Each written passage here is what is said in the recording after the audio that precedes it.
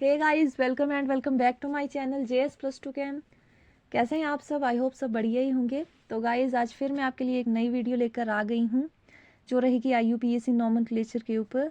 तो बिना देर किए स्टार्ट करते हैं आज की वीडियो से। गाइस, नोमेनक्लेचर को स्टडी करने के लिए आपको कुछ रूल्स का पता होना ज़रूरी है। तो मैंने ये रूल्स जो हैं मेंशन कर दिए हुए हैं, आपने एक बार ज़रूर रीड कर लेने हैं वीडियो को पॉज करके, क्योंकि जब हम नेमिंग करेंगे तो आपको आसानी होगी और इससे क्या होता है, जो माइनर मिस्टेक्स होने के चांसेस भी हैं ना, वो भी रिड्यूस हो जाते हैं। तो आप एक बार ज़रूर रीड कर लीजिएगा, उससे आगे ये वीडियो देखिएगा। आगे लीगेंड्स। तो लीगेंड्स कुछ एनाइनिक, न्यूट्रल और पॉजिटिव आपको बताए हुए हैं, ये आपको लर्न करने पड़ेंगे। आप जैसे क्लोराइड आयन है, इसको एज ए लीगेंड हम क्लोरिडो या फिर क्लोरो से लिखते हैं। ब्रोमाइड है, इसको हम ब्रोमिडो और ब्रोमो से लिखेंगे। साइनाइड है, इसको साइनाइडो और साइनो से लिखते हैं। तो वैसे ही ये आपको थोड़े लर्न करने पड़ेंगे। वैसे लर्न करने की ज़रूरत भी नहीं है, अगर आप एक बार रीड करोगे तो आपके माइंड में बैठ जाएंगी ये चीज़ें। तो कार्बोनेट है, इसको कार्बोनेटो से लिखते हैं हम। ऑक्सलेट है, इसको ऑक्सलेटो से लिखते हैं। वैसे ये सारे रीड कर लीजिएगा। एंड न्यूट्रल लीगेंड्स हैं। न्यूट्रल लीगेंड्स का ज़्यादा कुछ नहीं है, इसमें जो मॉलिक्यूल का नेम है ना, वैसे ही इसको एज अ लीगेंड हम नेम देते हैं। जैसे पेरिडीन को पेरिडीन ही लिखते हैं। आगे ट्राइफेनाइल फोस्फीन, इसको भी वैसे ही लिखेंगे। कुछ एक है, जैसे H2 है तो इसको हम वाटर के बजाय एक्वा लिखते हैं। एज अ लीगेंड इसको एक्वा नेम दिया हुआ है। बाकी अमाइन वैसे ही, आपका कार्बोनाइल वैसे ही रहेगा। इसके आगे पॉजिटिव लीगेंड्स हैं। तो पॉजिटिव लीगेंड्स में ऐसा होता है, मॉलिक्यूल जो है, सॉरी जो केटाइन है, उसके एंड में हम IUM करके सुफिक्स यूज़ करते हैं। मतलब एंडिंग जो है वो करेंगे हम EM से, IUM से। जैसे आ गया नाइट्रोनियम, आपका नाइट्रोसोनियम, देन हाइड्राजीन है तो इसको हम हाइड्राजीनियम से लिखते हैं, पॉजिटिव लीगेंड्स। आगे जैसे लिगेंड आपके एक से ज़्यादा हैं, 2 हैं, 3 हैं, 4 हैं, तो इसके लिए क्या प्रीफिक्सेस यूज़ करेंगे? तो di, tri, tetra, hexa, hepta, penta, यही सब चलता है। आगे जैसे इथेन 1,2 डाईअमाइन है एक आपका लिगेंड, तो इसके नेम के बीच में ही डाई आ रहा है। तो अगर ये 2 या 3 टाइम है तो इसको ब्रैकेट के बाहर हम डाई या ट्राई से नहीं लिखेंगे। फिर इसके लिए अलग से प्रीफिक्सेस दिए हैं, जैसे बिस, ट्रिस। अगर 4 टाइम है तो उसके लिए टेट्राकिस। तो ये सारे प्रीफिक्सेस आपको यूज़ करने होते हैं। नेक्स्ट है मेटल के नेम की एंडिंग कैसे करेंगे? वो डिपेंड करता है कि कम्प्लेक्स आपका किस टाइप का है, पॉजिटिव है, न्यूट्रल है या एनाइनिक कम्प्लेक्स है। अगर पॉजिटिव या न्यूट्रल है तब तो मेटल को नेम आप वैसे ही करोगे जैसा उसका नेम है। ठीक है, लेड को लेड ही लिखोगे, टिन को टिन ही लिखोगे, आयरन आयरन ही रहेगा। लेकिन अगर तो है एनाइनिक कम्प्लेक्स, तो फिर इसके लैटिन नेम के साथ हम एंडिंग इसकी करते हैं ATE, 8 के साथ। तो लैटिन नेम जैसे लेड का आपका प्लम 8, ATE, प्लम्बेट। टिन को आप स्टेनेट लिखोगे, आयरन को फेरेट लिखोगे, गोल्ड को आप ओरेट लिखोगे। तो डिपेंड करता है कि कम्प्लेक्स आपका कैटाइनिक है, न्यूट्रल है या फिर एनाइनिक है। कुछ इंपॉर्टेंट पॉइंट्स जैसे कि कोऑर्डिनेशन कम्प्लेक्सेस की नेमिंग जो है वो आप स्मॉल लेटर्स में ही करते हो, फर्स्ट लेटर भी इसका कैपिटल नहीं आएगा।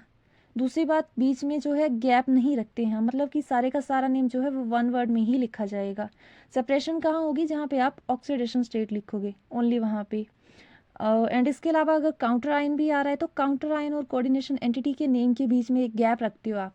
ओके, तो ये पॉइंट्स कुछ आपको याद रखने होंगे। अब मैं आपको कुछ एग्जाम्पल्स करवाती हूँ जिसके बेस पर आपको थोड़ी ज़्यादा क्लैरिटी मिलेगी। तो एग्जाम्पल है आपका, ये कोबाल्ट मेटल का है कम्प्लेक्स, ठीक है, जिसमें काउंटर आयन भी है K3। ये थोड़ा आप अंडरस्टैंड कर लीजिएगा। CO C2O4 thrice. ओके, ये है आपका कोबाल्ट मेटल का कम्प्लेक्स। तो सबसे पहले आपने तो करनी है ऑक्सीडेशन स्टेट। तो जो आपका काउंटर आयन है उसके ऊपर कितना चार्ज होता है? मतलब पोटाशियम है तो पोटाशियम के ऊपर होता है 1 पॉजिटिव। यहाँ पर 3 K हैं तो 3 पॉजिटिव आएगा। तो पोटाशियम के लिए ले लीजिए 3 प्लस, जो सेंट्रल मेटल है उसके लिए ले लीजिए आप X।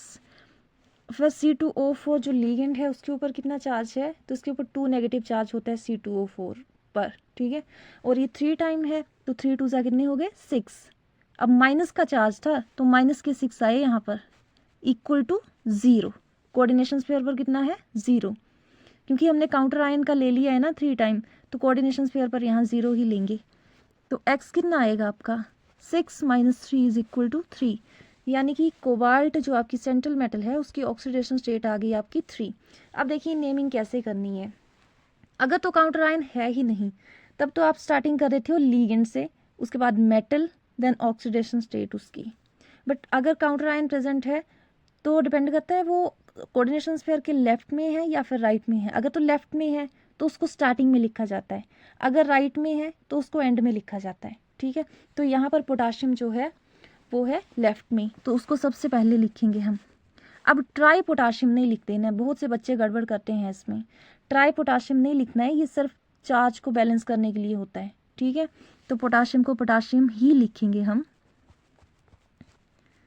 ठीक है। पोटाशियम आ गया, देन लीगेंड, उसके बाद आएगा आपका लीगेंड। अब मैंने आपको बताया था कि जो काउंटर आयन है और कोऑर्डिनेशन एंटिटी उसके बीच में हम रखेंगे गैप, तो इसको साथ में नहीं लिखेंगे लीगेंड जो है, ठीक है। कितने हैं लीगेंड आपके, ट्राई हैं, ऑक्सलेटो, ट्राई ऑक्सलेटो एंड कोबाल्ट। अब कोबाल्ट जो है ना वो इसके साथ में ही रहेगा। अब यहाँ पर ना गैप नहीं छोड़ना है आपने, ये साथ में ही लिखा जाएगा वन वर्ड में। कोबाल्ट और ऑक्सीडेशन स्टेट इसकी कितनी थी 3, तो इस तरह से इसका नेम आएगा पोटाशियम ट्राईऑक्सलेटो कोबाल्ट 3। ओके, एक और एग्जांपल मैं आपको बताती हूँ, ये भी कोबाल्ट का ही रहेगा, ठीक है। CuNH3 है आपका 6 टाइम, एंड जो काउंटर आयन है वो है क्लोराइड, ठीक है, Cl3। तो इसको किस तरह से नेमिंग करेंगे हम। सबसे पहले तो मैंने आपको बताया कि ऑक्सीडेशन स्टेट ही आपको निकालनी होगी। उसके लिए सेंट्रल मेटल के लिए ले लीजिए आप X प्लस, जो लीगेंड है अमाइन है वो न्यूट्रल होता है, कोई चार्ज नहीं है उस पर, तो उसके लिए लेंगे आप 0, ठीक है। क्लोराइड पे कितना आएगा, क्लोराइड पे आएगा यहाँ पर -1, तो 3 टाइम है तो यहाँ पर आप लोगे -3 इज इक्वल टू 0। एक्स कितना आ गया प्लस का 3, तो कोबाल्ट की जो ऑक्सीडेशन स्टेट है वो कितनी आएगी प्लस के 3। अब इसकी नेमिंग कैसे करनी है, काउंटर आयन अब इसमें लास्ट में लिखा है तो इसको लास्ट में ही लिखा जाएगा, ठीक है। तो सबसे पहले आपने किसको नेम करना है, लीगेंड को। कितने लीगेंड है यहाँ पर 6, तो हेक्सा, हेक्सा अमाइन। अब हेक्सा और अमाइन का ए जो है वो आपने मर्ज नहीं करना है, ये अलग अलग ही रहेंगे, इसको कंप्लीट लिखा जाता है हेक्सा अमाइन, आगे स्पेस नहीं छोड़ना है आपने। कोबाल्ट मेटल का नाम लिखा जाएगा, देन इसकी ऑक्सीडेशन स्टेट जो थी 3, एंड लास्ट में आएगा काउंटर आयन जो है आपका क्लोराइड, ठीक है। आई होप कुछ तो क्लियर हो गया होगा, आपके माइंड में कुछ जो क्लैरिटी आ गई होगी। अब कुछ एक एग्जाम्पल्स हैं यहाँ पर, हम डिस्कस कर लेते हैं। देखिए फर्स्ट जो है ये आपका सिल्वर का कम्प्लेक्स है।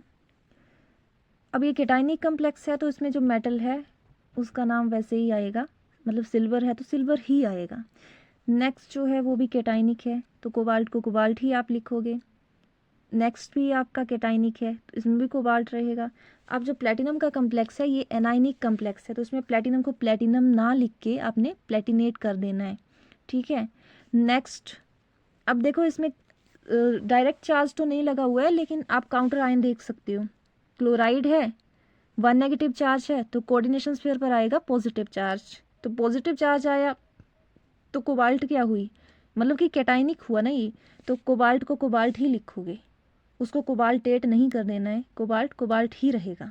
नेक्स्ट है आपका सल्फेट। देखिए सल्फेट पर होता है 2 नेगेटिव चार्ज तो कोऑर्डिनेशन स्फीयर पर आएगा 2 पॉजिटिव, यानी कि कैटाइनिक हुआ तो कॉपर को कॉपर ही रहने देना है।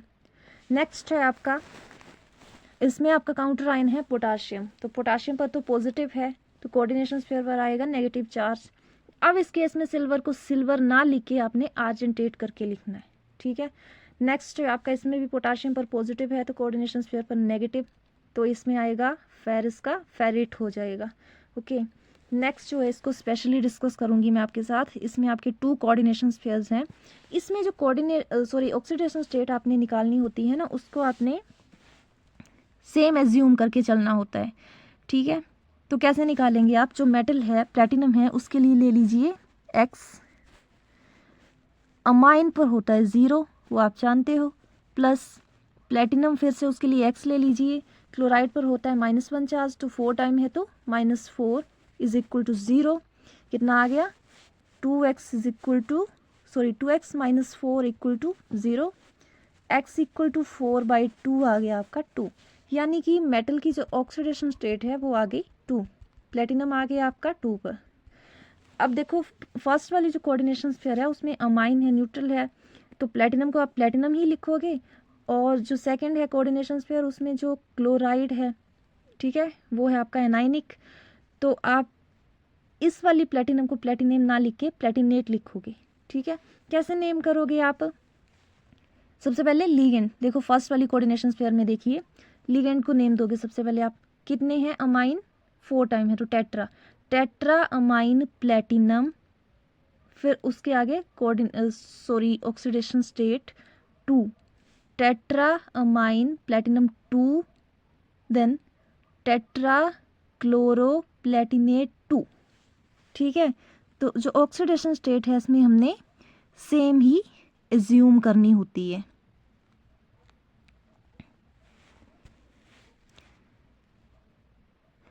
आई होप आपको कुछ तो समझ आया होगा।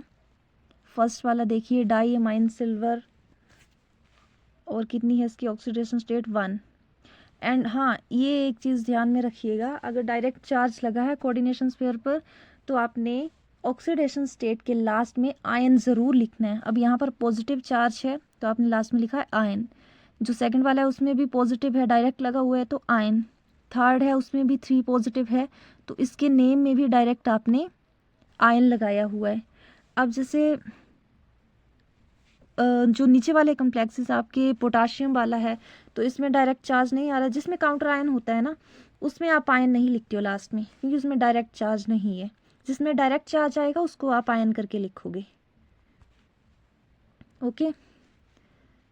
तो गाइस अगर ये चीज़ें आपको क्लियर हो गई हैं तो आपको मैं होमवर्क के लिए कुछ कम्प्लेक्सेस दे देती हूँ। आपने ये सॉल्व करके कमेंट में ज़रूर इसके आंसर्स बताने हैं, ठीक है। तो ये कुछ एग्जाम्पल्स हैं, इनको सॉल्व करके ज़रूर कमेंट में इनके आंसर्स बताइएगा। और गाइस वीडियो अच्छी लगी हो तो लाइक ज़रूर कीजिएगा। आज की वीडियो में बस इतना ही।